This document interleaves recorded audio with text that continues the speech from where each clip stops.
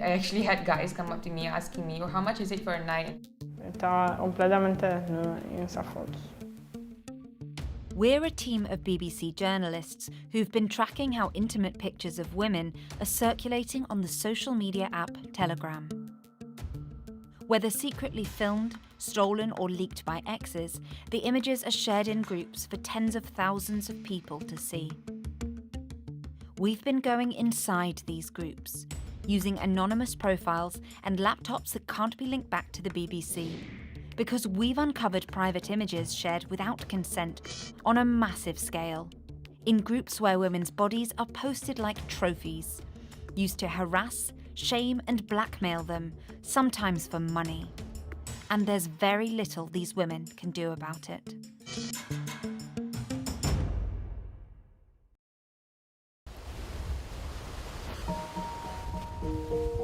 Fue en un canal de Telegram. Vi comentarios súper vulgares, que rica estaba, que si había más fotos mías, que querían consumir más de mi contenido. Yo me sentí súper mal por eso. Sara is from Havana, Cuba's capital city. We've changed her name for her safety. She comes here to find calm ever since she found out that a nude photo she had taken and shared with one other person had been posted on Telegram. She doesn't know for sure how it ended up in a group with 18,000 followers, many of whom are from her neighborhood, and may all have seen her naked.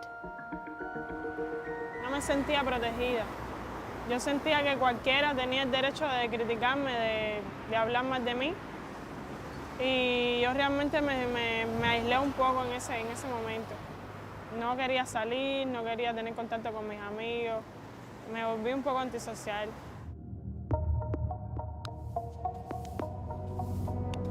Suddenly, she was being contacted by strangers who knew her only from her naked picture. Tuvieran acceso a mis redes sociales, Instagram, Facebook, incluso mi número de teléfono.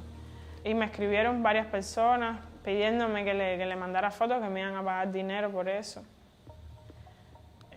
Y vaya, a mí eso me tocó mucho porque vaya, me hacían sentir como si yo pudiera prostituirme por eso, de divulgar fotos íntimas mías y ya, para eso era, yo no tenía valor ninguno como mujer. Sara fears her pictures are still on the app.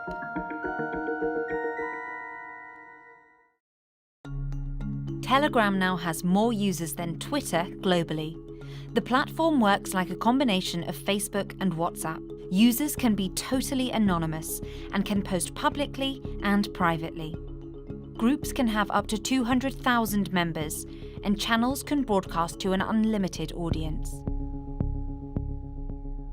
Telegram was created by a Russian businessman in 2013, and it's become a powerful tool for pro-democracy movements in places like Hong Kong, Belarus and Iran. But its focus on anonymity also makes it popular with criminals. The names, the identity of administrators of channels are often hidden by default, and it's a big contrast to other platforms like Facebook, and that's what makes Telegram quite unusual. Telegram's anonymity has allowed channels like this one from Russia to flourish. It has more than 100,000 subscribers. We've come across hundreds of channels like it in more than 20 countries. Telegram is basically being weaponized and used against these women to silence them. And we see that a lot as being used in retaliation for women activists and journalists' work, of them being critical of the government, and their families as well can be put at risk. In fact, it's become a tactic for authoritarian regimes to use leaked nudes to intimidate political enemies.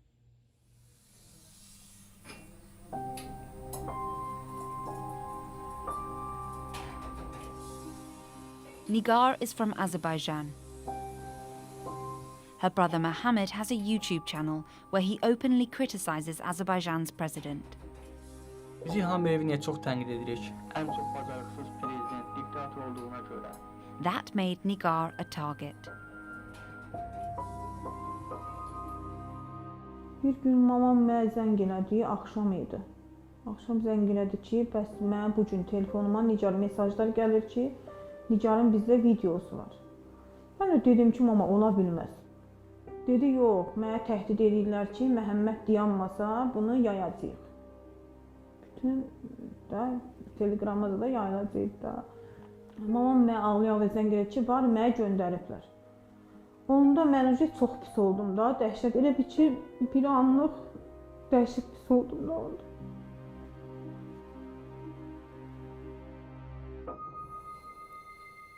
The video she's referring to showed her and her husband having sex. His face was blurred, but hers was clearly visible.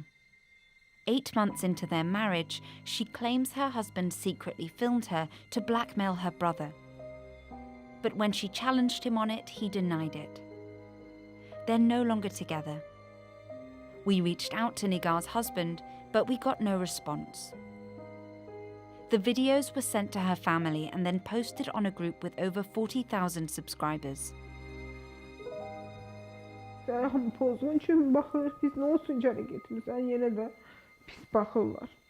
Mən elə bir ki, göydən yerə düşmüş bir insan kimi. Bəlkə də mən 20 il qocaldım. Mənim saçımda bir dənə ağ tüş yox idi.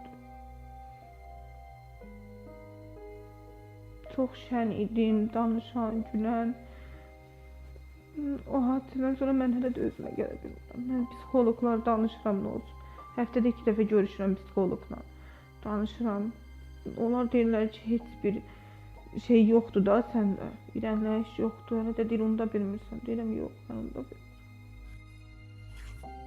She felt judged wherever she went. Her family was sent threatening messages, and for her safety, she had to leave Azerbaijan. She now lives in exile.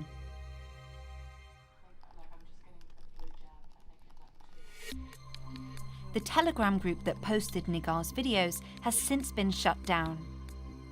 But that kind of action from the platform is rare, as we found out for ourselves. Telegram's terms of service make users agree not to post illegal pornographic content on publicly viewable Telegram channels, bots, etc. The app has a report function for porn and an email address for abuse. So as an experiment, we found 100 images and reported them as porn to Telegram. 1 month later, we found that 96 images were still there, and the other 4 pictures were in groups that we couldn't get back into. And that's not all. During our investigation, an account from Russia also tried to sell us a folder full of child abuse videos for less than the price of a coffee. We reported it to Telegram and the Metropolitan Police, but 2 months later, the post and the channel were still there. The experts we spoke to suggest Telegram isn't really interested in moderating content further.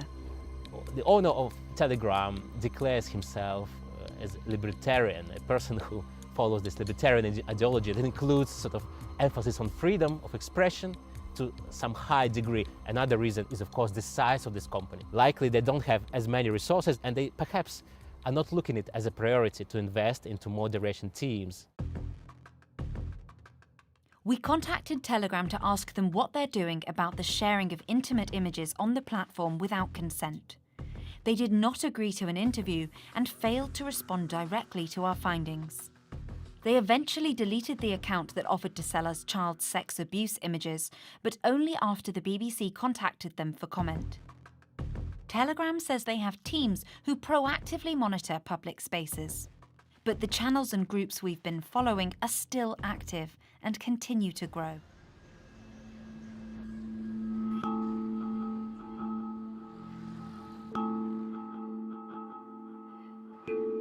The lack of moderation by Telegram has led women to take action themselves.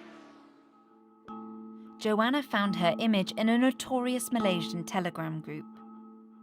It was an old nude photo of her from when she was 13.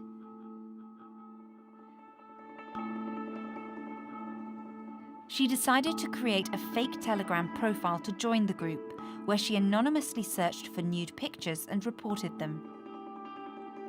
She even found pictures of her friends and sent them screenshots so that they could take action. I know that is going to create fear in them as well, but then a part of me told myself that they deserve to know as well, so they can do something about it, or they can confront the person whom they gave it to, so they know how it's circulated and whatnot. After intense media pressure, the group was eventually closed down. But during the course of our investigation, we found at least 2 duplicate groups sharing the same kind of images. Joanna doubts that these groups will ever disappear. Sometimes you just feel so helpless because you try to do so much to remove these groups, but they're still coming up with, the Telegram groups. So I don't know if there's an end to it, honestly.